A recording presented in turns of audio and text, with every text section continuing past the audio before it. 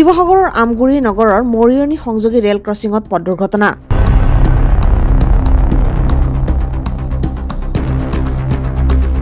আহত হ'ল এগৰাকী ছাত্ৰী। শিৱসাগৰৰ আমগুৰি সমষ্টি নগৰৰ মৰিয়নি সংযোগী ৰেলৱে ক্ৰছিঙত পথ দুৰ্ঘটনা। পথটো মেৰামতি নকৰাৰ বাবে কেইবাদিন ধৰি এক ভয়াৱহ ৰূপ ধাৰণ কৰি আছিল। ৰেল বিভাগৰ চূড়ান্ত হেমাহিৰ বাবে আজি এটা পথ দুৰ্ঘটনা সংঘটিত হয়।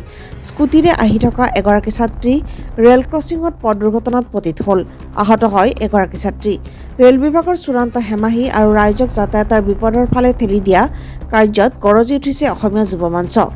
অতি শীঘ্ৰে ভাৰতীয় ৰেল বিভাগে এই পথৰ সুব্যৱস্থা নকৰিলে প্ৰতিবাদী কাৰ্যসূচী লোৱাৰ হুংকাৰ সংগঠনটোৰ। মৰিয়ানি নাজিৰা এইটো এটা সংযোগী পথ আৰু ইয়াত 105 নম্বৰ এটা ৰেলৱে ক্ৰছিং আছে। এই ক্ৰছিংটো প্ৰায় আজি 10 দিন হৈ গ'ল। তেওঁলোকে মেৰামতি কৰিয়ে আছে কিন্তু সম্পূৰ্ণ হৈ উঠা দেখা নাই। তেওঁলোকে এলাহ নে বিভাগীয় কৰ্তৃপক্ষ ফটুৱা, এইটো এটা ৰেলৱে বিভাগটো যে ফটুৱা। কাৰণ আজি অৰুণোদয় এখন স্কুল ওচৰত আছে। আমি দেখিছোঁ যে ইয়াত স্কুটি লৈ আহোঁতে এজনী ছোৱালী পৰি পেলাই আজি ভৰি ভগা দেখিছোঁ আমি। আৰু ইয়াত বহুতো এক্সিডেণ্ট হৈ আছে। বেটেৰী ৰিক্সা পাৰ হ'ব নোৱাৰে, গাড়ী পাৰ হ'ব নোৱাৰে। এই থাৰ্ড ক্লাছ বিভাগটোৱে ৰেলৱে থাৰ্ড ক্লাছ বিভাগটোৱে কি কৰি আছে এইবোৰ? ইয়াৰ বাবে তেওঁলোকে দায়ী হ'ব, তেওঁলোকে টিপ্পানী খৰচা দিব।